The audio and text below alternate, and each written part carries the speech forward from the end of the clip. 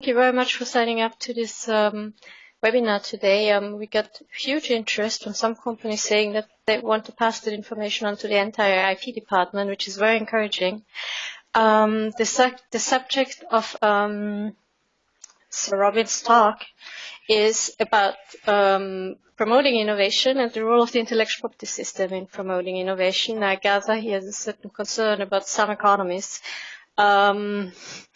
putting the IP system in a perspective which sort of like does not help to understand the true value proposition of especially the patent system. By background, Robin Jacobs has been one of the most senior judges in the United Kingdom for decades and took decisions on quite a few important cases in this country in the area of intellectual property. That was not enough. Once he retired, he became the chair of Trinity College London's IP department. UCL is shortly after being ranked after Oxford one of the best universities in the world. I think IP is simply what he does and what interests him. He was admitted to the Hall of Fame in 2006, and I was really, really happy to hear that he was ready to present in our webinar series. Maybe I should lose a few words on what Oxfirst is, least but not last. When I launched last year's Christmas quiz, some people filled out the question, what is Oxfirst, in terms of like, it's a Cambridge consulting firm. I only hope that was meant as a joke. So to avoid misunderstandings like that, Oxfirst is not a Cambridge consulting firm. It's an Oxford-based consulting firm. It's a spin-out from Oxford University, from the business school and the law school. And we are promoting IP management, IP strategy. We have a very strong interest in the valuation of intellectual property, and I fear also in the economics of intellectual property. Our work has been applied in the context of litigation, where we have been assessing damages, where we have been assessing what can be adequate royalty rates in litigation, but also in terms of assessing what can be the potential public policy implications of certain judgments of the Court of Justice of the European Union, especially in some copyright areas. In addition to a very strong interest in valuation, we also work in public policy and in IP strategy. In the public policy space, particularly at the European level, we have been very strongly involved in public policy formulation around copyright law, but also patent law. At the national level, we have helped Great Britain, Austria, a whole bunch of developing countries through the United Nations in terms of understanding what can be a governance structure for intellectual property that promotes economic growth and prosperity. And at the company level, we've been trying to help senior leadership in the company also determine what can be a strategy to achieve growth on the basis of intellectual property, how to maximize revenues on the basis of IP, how to avoid that IP is just a simple cost center, but becomes an actively managed asset that helps companies prosper and grow. In that respect, I think we've been particularly successful with companies that are funded by private equity companies. With large companies, we faced a bit of like bureaucracy, which was a bit challenging to overcome. Oxfirst has been up now for 5 years. We have won a couple of research prizes, which I'm really happy about. And we keep being involved also in academia by publishing a lot of the research that we've been doing for clients in academic peer-reviewed journals. So to really promote the interplay between thinking in practice and thinking in theory on intellectual property, and have a mutual reinforcement in terms of how to look forward into the next questions of the future in terms of intellectual property. So if you haven't remembered anything about what I said, just keep in mind we're not based in Cambridge. So with that short of introduction, I'd like to pass now the floor to Sir Robin Jacob. And and I'll go on silence now, on mute. If there's any technical problem, please just feel free to raise your hand in the dashboard and spell it out. And after the talk, I think it would be great if you have any questions that these can also be addressed through the dashboard. Okay, That's it from my side so far. Thank you.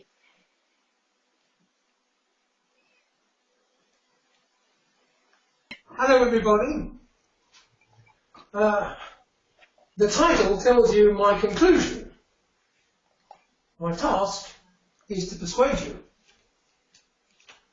But before I set about trying to persuade you, let me just limit what I'm going to try and persuade you about. I am not going to argue that the patent system is perfect and could not be improved. On the contrary, it is a very crude system. Take a simple example. Why the same term for all inventions, big and little, important and unimportant, those which cost a fortune to develop and those which can be put on the market immediately? They all get the same basic period. A new and improved keyring gets the same term as a new and major body scanner. Nor am I going to say that but for the patent system there would be no innovation. I'm not going to overclaim. But I do say this, and I believe that the patent system is the best thing humankind has devised to encourage not only new and inventive ideas, but also, and this is just as important, development of those ideas. Investment in the development of a new idea. Some propose alternatives. Jamie Love keeps going on about prizes for inventions. I think they live in cloud cuckoo land. The only known successful example of a prize for invention, I think, I may be wrong, was for the chronometer, invented in the end by John Harrison in the 18th century. And it was a very, very sorry story, as anyone who has read that marvellous book, Longitude, by Dava Sobel, will see. But currently, there's a prize on offer there. You can call it the Longitude Prize for a new antibiotic. The prize is £10 million. Would it? If you could get a new antibiotic for £10 million, it would be wonderful. But just let's look at some numbers.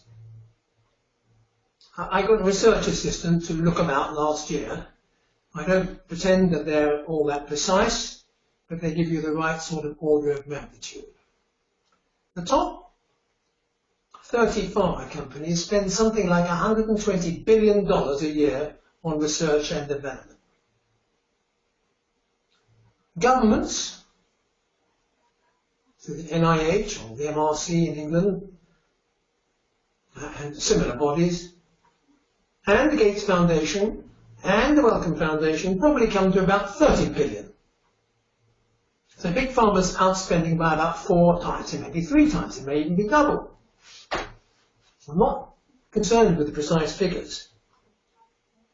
Now just compare that with the 10 million prize offered for a new antibiotic. Indeed, we'll come back to antibiotics and the dearth of research in them, because really it's a bigger subject which demonstrates in a negative way what happens if you don't have a proper patent incentive. And I think that at the moment there is an anti-patent mood going around the world which is doing damage to the incentive to innovate and develop. There are dangerous but plausible and factually wrong speculations, hypotheses out there contributing to this mood.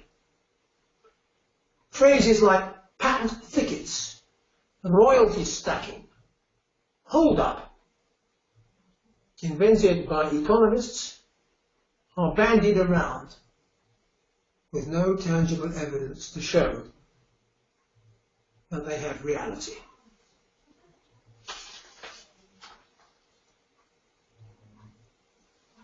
I shall later on touch on why I think this anti-patent route has come about. In short, however, to give you an advanced view, it is largely because of the defective United States patent litigation system. Now, some basic facts.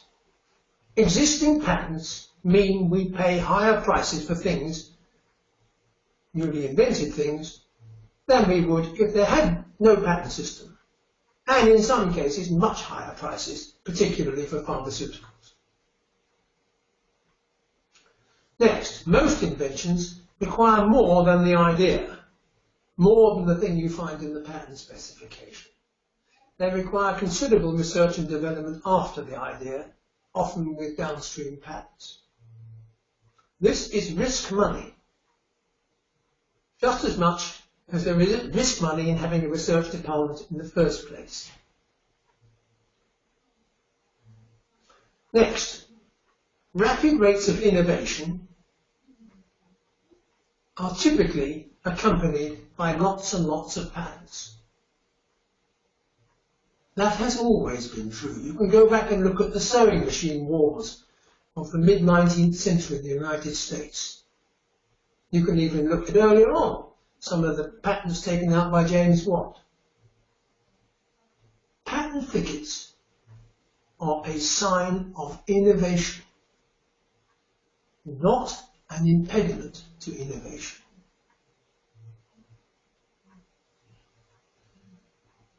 The theory that there's this poor little chap trying to hack his way through this vast jungle of patents before he can do anything is a theory. But it doesn't happen. Here's another fact. Highly innovative patenting businesses are likely to spend very highly on R&D. Typically, for example, pharma companies are of the order of 20% of their turnover, not their profits, their turnover.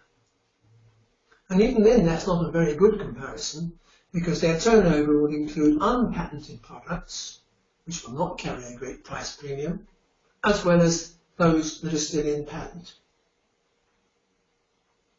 The same sort of figure is to be found in inventive electronic companies. Years ago, I acted for a company that invented electronic painting called Quantel. That's what their figure was, 20% of their turnover. I believe Qualcomm's is around the same figure. And I don't know what the other figures are, but they're of that order. These businesses are in a race to innovate. Their existing products command high prices, but when the patents expire, the prices will generally plummet. Put yourself in the position of a CEO of a big pharma company. Within 10 years, pretty well every one of your products will be out of patent. If you don't come up with anything new, you will become just another generic company. I sometimes wonder whether they wake up in a sweat every morning and say, have we got anything today? And what we're seeing here is a general pattern that the fruits of research are that which pay for research. We're not talking about recouping the investment. That's not how people work businesses. They look at their income and see what they can spend on research. Nobody, but nobody, says, oh, we're trying to get the money back in making this invention and developing it 15, 20 years ago.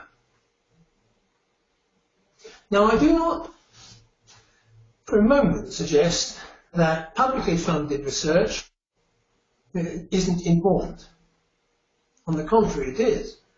Very often it's well upstream, so far upstream that there's nothing patentable.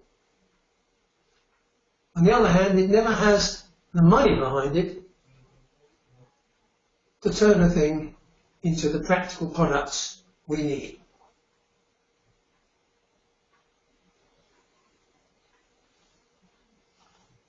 So, inventive companies cannot rest on their laurels because the patents will run out.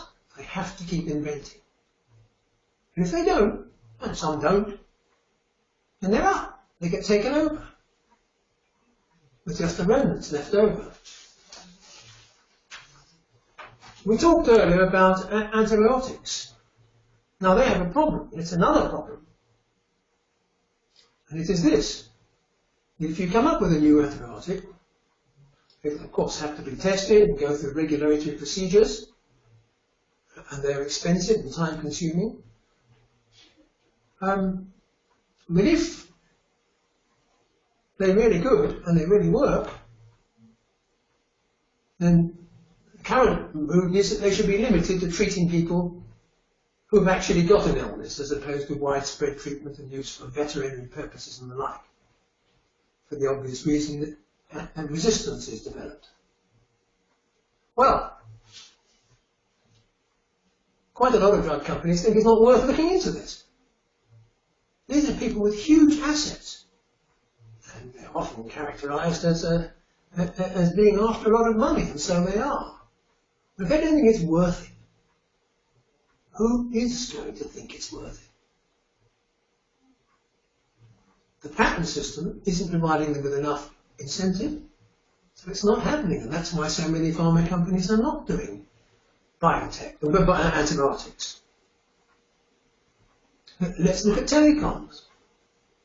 Here we have something quite different from a sort of product which is protected by one patent per country, which is basically the position for pharma. Telecoms, you have bucket loads of patents. Thousands and thousands of them. All, pretty well all, minor improvements, but collectively producing a huge innovative drive. We have need for 5G, 6G, and beyond. It's a huge, giant collaborative industry, effort by a giant industry. Some of the economists start talking about hold up. Sometimes they mean something different. Hold up can either mean, in this language of economists, hold up in the sense that the patents deter later people from investing and inventing themselves. The patent is said sometimes to have a chilling effect on innovation. Or it can mean hold up in the sense that the patentee can hold everybody else to ransom, like a ransom strip on a piece of land, the last little bit of land before a property development can be done. There's no truth in either of those. First of all, holding people to ransom. Nobody can point to any actual examples, and it's difficult to see how it can happen given the Frandic commitment.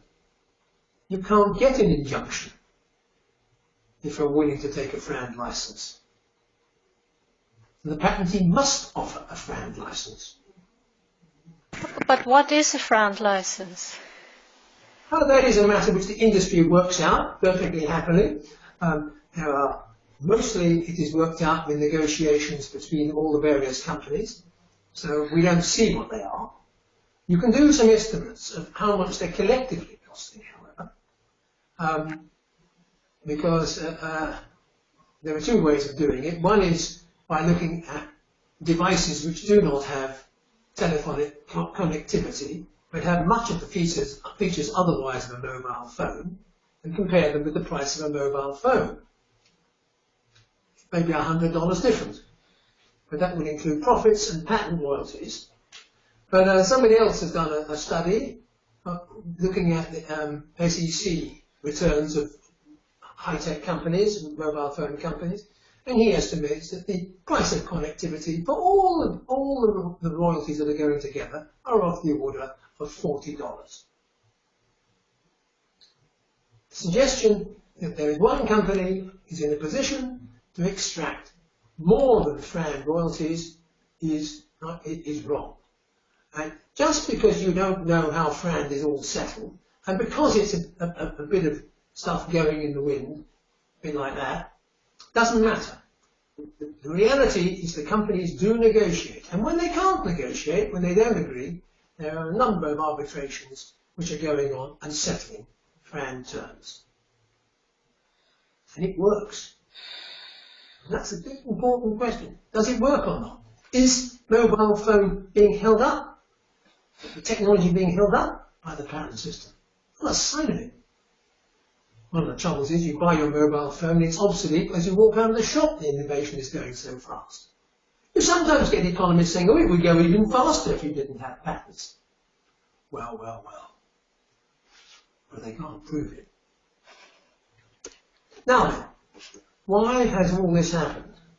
Well, I believe it is very largely because of the US system.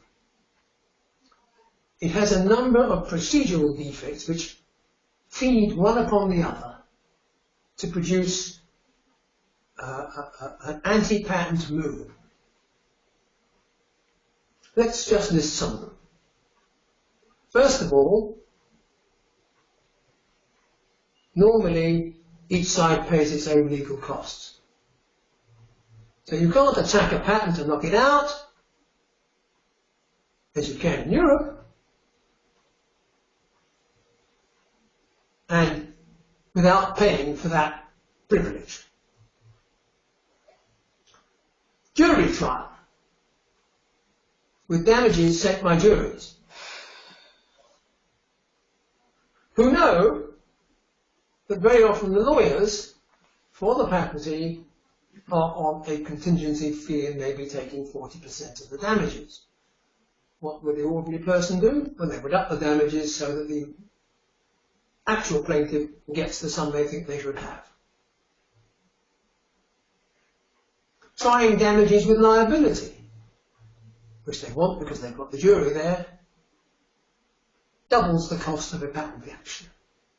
Now you have infringement, validity, and damages all in one. Nobody else in the world does that.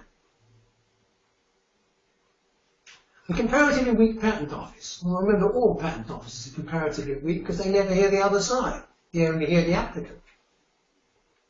Patents for business methods, which were never a good idea. Patents are for things to be used by businesses. A new and improved method of stacking oranges on a barrow is not a useful invention. And one can see how they can become over-grasping patents. For example, supposing years ago somebody had patented, I suppose it might have been the Medicis, double-entry bookkeeping, which would have covered every business of every kind.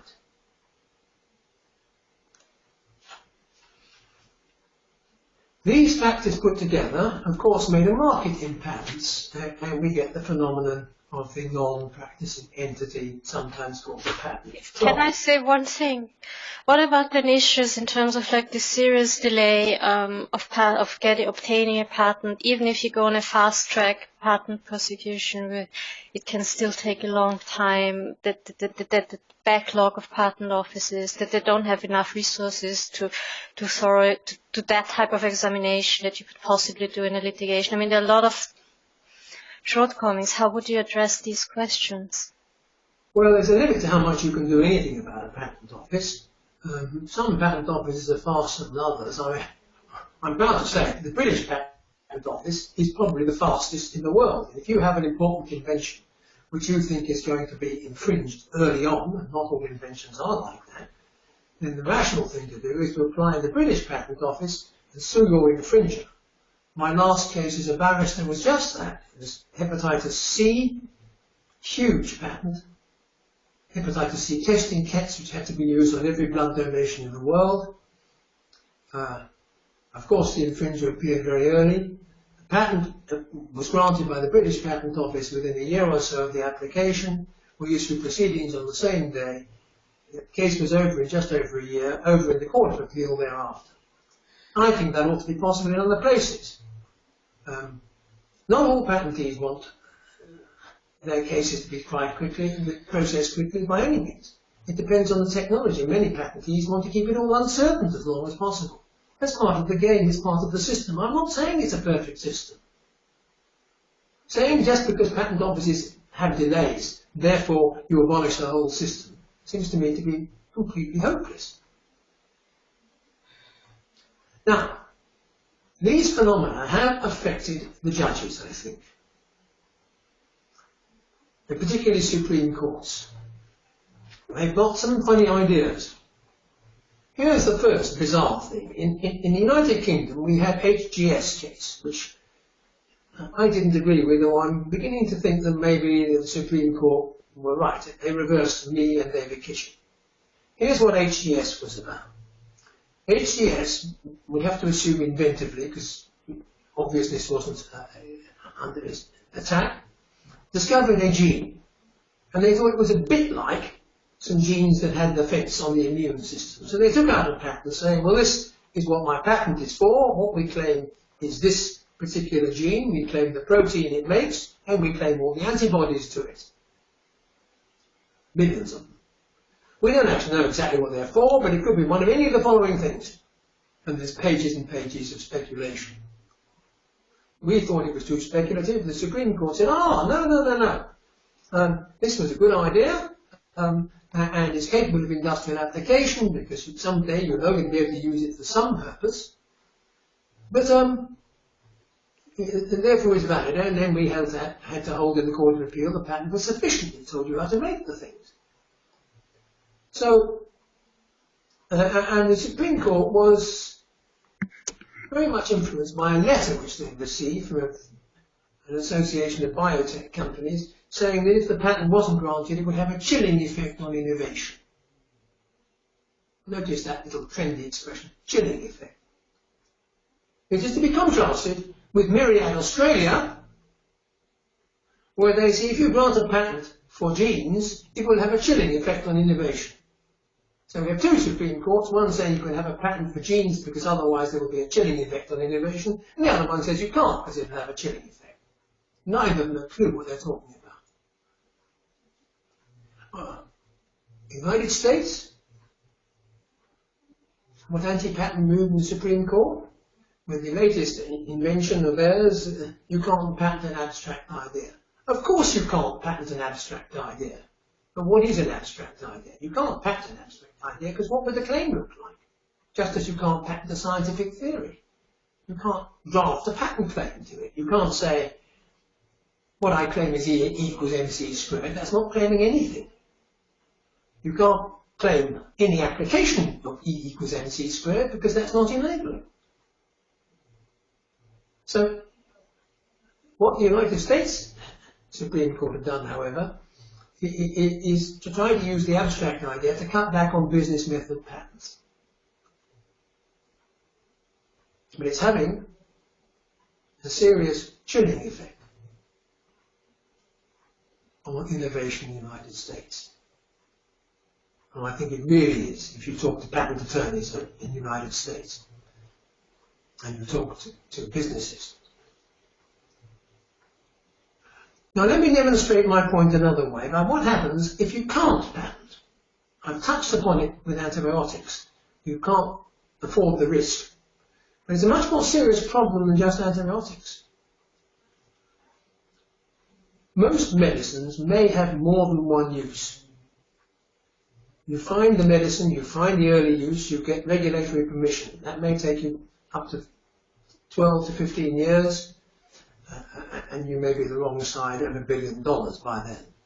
But quite a lot of medicines may have other uses, sometimes ones you might expect, sometimes wholly unexpected. We all know about aspirin, years later, its effect on stroke victims and blood thinning, and all sorts of things which nobody thought about before. Who is to do the research into these new uses? To see whether they are there. Sometimes doctors publish. They say, we've noticed that this particular drug, we're treating patients for condition A, but they happen to have condition B, and condition B seems to be getting better. Well, nobody will follow it up. Nobody will see whether that is true or not. I run some conferences, and this is a pretty unusual affair. This one, which I've run twice now, and I shall be running it again, and the last one was run in Seattle partly with the Gates Foundation and partly with the University of Washington. And the sponsors included commercial deadly rivals, Novartis and Teva, Big Pharma and generic. And here's the problem. The generic company is busy making the product, out of patent. A possible new use is mentioned. It wouldn't cost them so much. It wouldn't cost the amount it costs to bring a new medicine onto the market for the first time. But it would be worth investigating whether it has this beneficial side effect, which is what it really is. But nobody does it.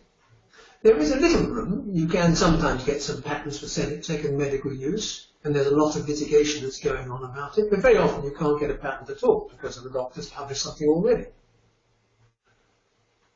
From then on, it's obvious. So it's actually been disclosed. But whether it's really effective, nobody knows. And it won't reach the market. And this is a very serious problem.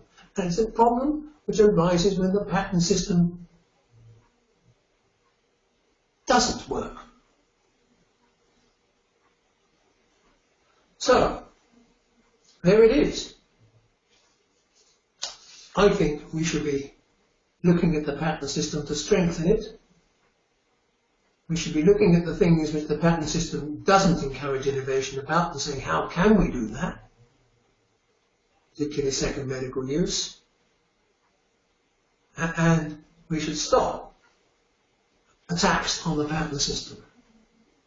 Right, question time. Well, thank you very much. I think you have particularly inspired Tony Clayton to raise a whole host of questions. So Tony Clayton, by background, is the previous chief economist of the UK Intellectual Property Office. And I take the liberty to simply read all of his questions. So,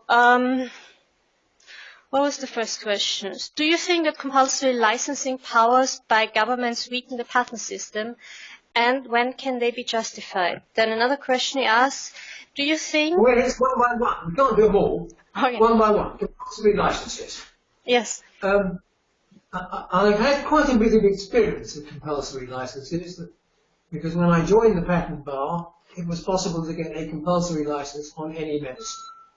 And there were a whole lot of cases, which everybody's now forgotten, before 1977, involving such cases. After 1977, the patent term went up from 16 to 20 years, and the last 4 years, for 11 years of those extended patents, was subject to a kind of compulsory license called the license of right. So I've seen a lot of cases of compulsory licenses all being sought for inventions which were already developed. I can't see that any good came out of it at all. I'm not saying you shouldn't have a compulsory license system, but you've got to think about how it worked very well, and it shouldn't be a system for just providing, roughly speaking, money for free riders, which is what it was doing. Now, when would you have compulsory licenses for patents? Well, in a much more limited way than, say, compulsory licenses for medicines. We'll talk about medicines in the third world in a minute. You need to be sure that it's essential. Now, it may be that the judges could do it. If, for example, the patentee couldn't supply the market, I think the judges would simply say, we're not going to grant an injunction. You have to pay damages. That's a kind of compulsory license. Something going ding. I don't know what that is. Anyway. So, I don't believe compulsory licenses have been successful. They never have been successful. But if you are going to have them, you've got to think out what they're for, how you're going to work it, and you've got to make it work well. Carry on. Next question. Next question from Tony Clayton. Do you think that the idea of deferred examination as proposed by the EPO helps or hinders innovation? Deferred examination, which is basically a plan to deal with the workload, it it could be a good idea. I haven't examined it closely enough. What you can't have is the patentee allowing deferred examination, even if potential competitors wanted it to be examined earlier. It's very important to understand that in the patent system, many inventions turn out to be useless. Most inventions, not just many, even ones that get patents. Only a few are ever commercially exploited. Some economists get very excited about that. Sometimes they are there to block an alternative to the thing which the patentee is doing, but very often they just turn out not to have been a very good idea after all. We all have good ideas, what we think are good ideas, and it turned out it wasn't such a clever idea. I've got something saying idle session detection. Click OK. I'll be logged off in 10 minutes. I better do that. I better do something. I'll click OK. There we are. This is a great webinar, apart from the technical problems we're facing. So I think there is a place for it, but it needs some careful examination. It is always a problem. Back to those patent thicket people. I mean, there's nothing you can do about it. There are lots and lots of patent claims out there pending. You don't know what are going to be granted, what are not going to be granted, and it's part of the system. But it's not the end of the world that you have it. It sounds worse than it is. So I think there may be something in looking at deferred examination, but not when the patentee wants it and nobody else does. But if everybody is happy with it, why not? Next one. Next one from Tony Clayton. As I said, Tony Clayton you really spoke to him apparently. I think most business economists, of which I count myself one, understand that the most chilling factor in innovation is uncertainty and risk, especially regulatory risk. How can we reduce the uncertainty and risk associated with the patent system on top of the basic risks associated with technology? Tricky question. Well, okay. Well, I think there is a lot of room for doing that. What in effect I told you what happened in my hepatitis C case, that you need a system where you can put important inventions up quickly for decision. I very much welcome what the Americans have done with their post-grant review system, where one of the rules is it's got to be over in a year. By contrast, the European Patent Office doesn't seem to care tuppence how long it takes to do an opposition. You can ask them to speed up, but their idea of speed is a bit like the man who thinks that manana conveys too great a sense of urgency. So, yes, it's another uncertainty. There's uncertainties in all sorts of things in business. But on the whole, the patent system is not one that deters innovation significantly.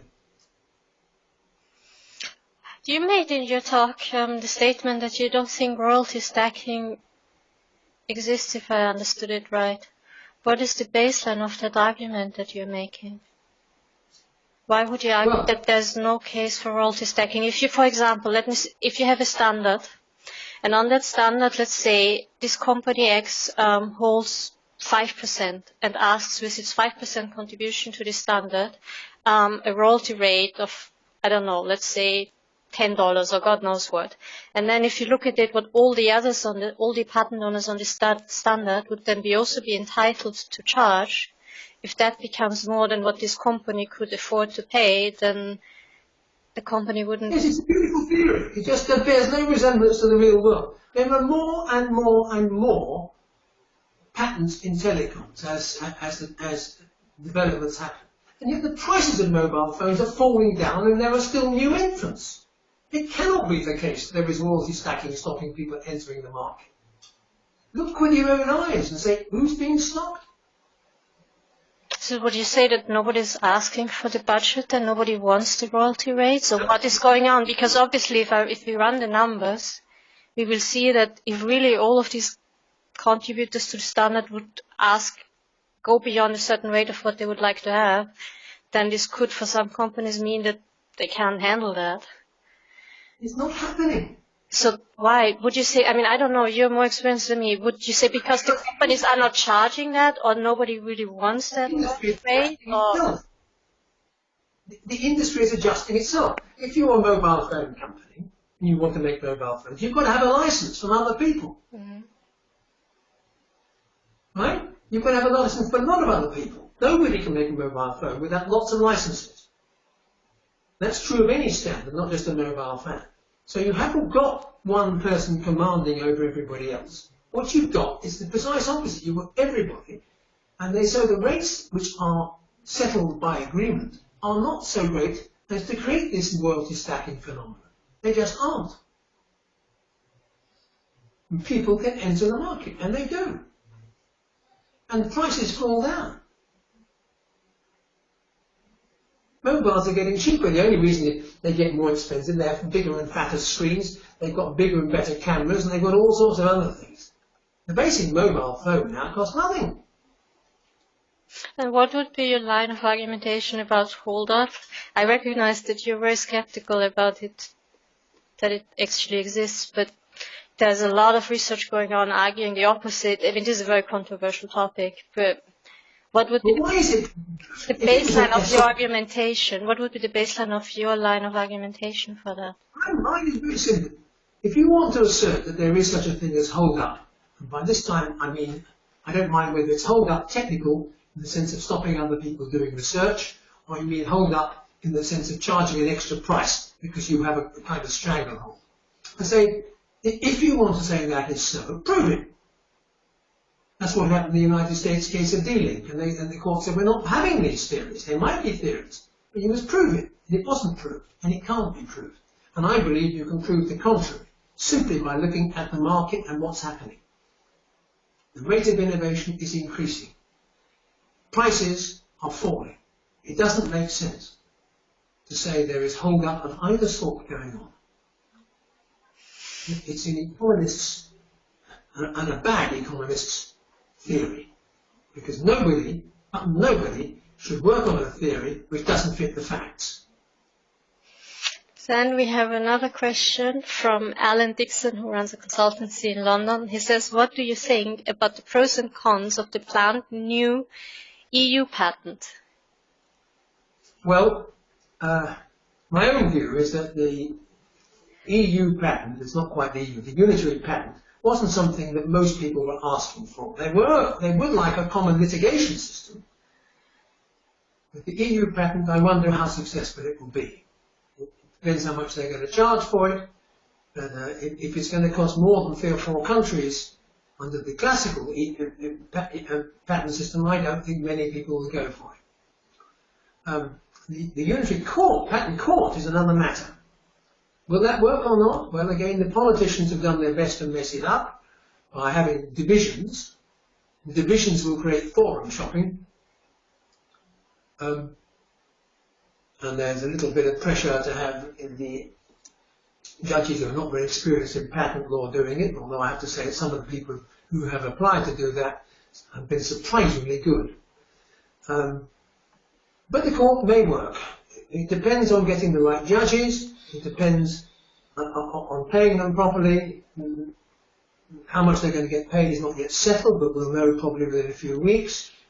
There's going to be problems of one sort or another, but I think the court may work. But whether there will be a huge take-up for unitary patents in the European Patent Office, at the moment I rather doubt. Then there are questions from Patrick Terroir, who was the immediate past president of France Brevet from the French National Bank, which was trying to promote an active market for intellectual property and is still trying to sort of like promote tech transfer and patent transfer in France. So Patrick Terroir is asking, do you think a patent market is necessary to improve transparency and accessibility of patent licensing? To some extent, I rather do. I think people over years have been complaining about the fact you can't find out who really owns a patent. That's true. And actually, if you go to the patent register and you see the name registered there, but he may have sold it, he may have granted an exclusive license, and you can't tell any of those things. And we have various systems of saying to try and make people register, none of which have ever worked. Register assignments. And what's more, the patent offices don't help by charging a lot of money. If you have to register all your assignments of all your patents all around the world, that's an expensive business. There is a sensible development coming up called Oropo, which is an idea of a voluntary registration system online, where you register that you are the owner. Right, I think that may be a very good way forward, not just for one country, but for the whole world. And some big companies have agreed to get involved in that.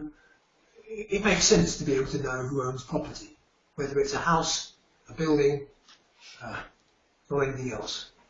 And why not patents and trademarks too?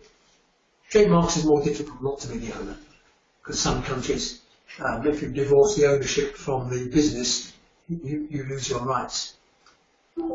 And then there's a comment from Artnatta, who is a patent broker, who says that patent books which he's working on is a patent aggregator that promotes a transparent market. Just as a comment.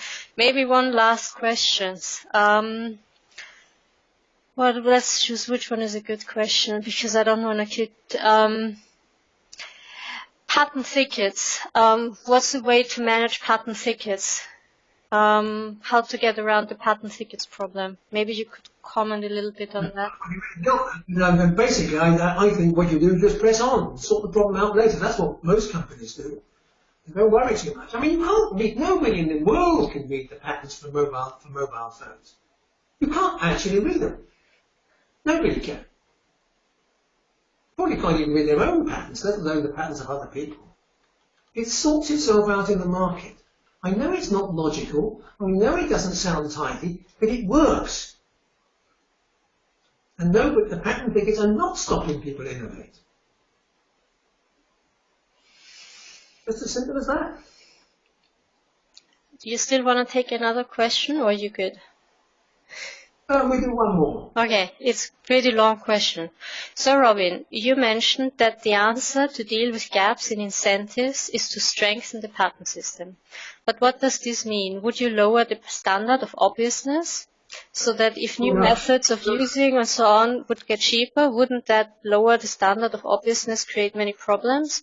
What about medical therapies? Where it is not practical to enforce the patent against infringers, wouldn't it make more sense to develop alternative incentive mechanisms to fill these gaps, like regulatory exclusivity, prices, increased public funding, etc.? I think that goes a bit in the question of Jamie Love in terms of like, I don't know, if you want to comment. Well, I'm not at all in favour of lowering the obviousness standard. I am in favour of perhaps finding some other way of dealing with some inventions which need development but which are obvious. Years ago I held the Fosamax patent invalid for obviousness. It wasn't very difficult to do. The prior art showed that the molecule with a chain of 4 worked on the side, the chain of 6 worked, and Fosamax was 5. Well, it's pretty obvious it was going to work. It's surprising if it didn't. So the patent was obvious. And I said I was sorry, because Merck had spent £500 million, it was about 15, 20 years ago, getting it to market, and it's a very important product. And I think we ought to be looking at places which the patent system can't reach. That's not much strengthening the patent system as finding alternatives. The way I think you might in the end do that is to say, well, those who are going to prescribe the thing for the new use, those who are going to pay for it, the insurance companies in some countries, the National Health Service in this country, they should be paying for these new uses, because otherwise we won't have them. One last thing, I think, is a problem which I can't find any answer to. If you have a medicine which is good for a third world country, that's fine. The drug companies can, and to some extent now, after the disastrous idea of suing Mandela, are making the drug available in those countries, provided they stay there and don't come immediately back to high-priced countries. That works, provided the country really is poor. But the Indian vast middle class and the Chinese vast middle class should not be getting cheap drugs and not paying for the drugs of the future, because there is an even bigger, much, much bigger, very poor class. I don't know the answer to that question. It's a very good observation. Developing country doesn't mean that everyone in this country is just poor and impoverished and on the fringe of starvation. Exactly so. That's a very, very... Very, very good point. Anyway, Okay. I would like to thank you very much for your contribution. We have taped the contribution. I hope I can figure out how to make the tape available. We have as a next webinar coming up in 1 month, Dr. Konstantinos Karachalios, who is the Managing Director of IEEE, discussing the new IEEE policy on setting a minimal and maximum rate and trying to define what actually friend means. I very much hope that the following months we'll be able to get a reaction from Etsy then on that question. That would be very, very interesting. Thank you all very, very much for joining the webinar. Thank you very much for giving this really interesting talk. What we at Oxfirst are really keen on is to get a diversity of perspectives and not to push for one specific view on intellectual property. So we had Professor David Levine also speak about IP, representing completely the opposite point of view, because all that we are keen on is to get a debate going and start thinking in a smart way about IP rather than just indoctrinate people with one view or another view, because that is really uninteresting and boring and will not get us any further in how we understand IP for growth.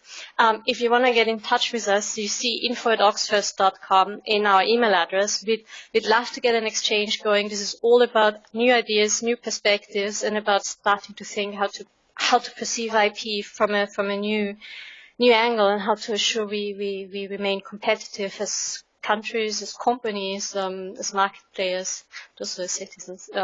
Thanks again very much for joining. Have a lovely afternoon. Thank you very, very much for giving this talk and for your patience with the technology and getting this whole, that was a bit stressful, but we cracked it in the end. Okay, that's right. Okay, bye. Thanks once more. Thank you.